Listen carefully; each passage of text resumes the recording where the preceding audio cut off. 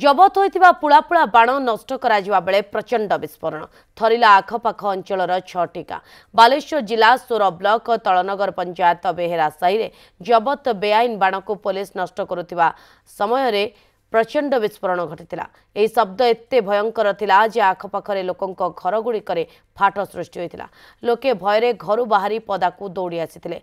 प्रशासन एभली खामखियाली नीति पई क्षति सहितिबा लोकंकू क्षतिपूरण दिया जाउ बोली दाबी करा जायछि।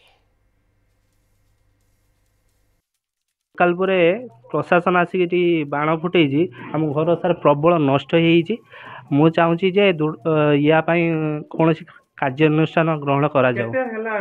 एटा सर 12टा खंड टाइम एटा कौन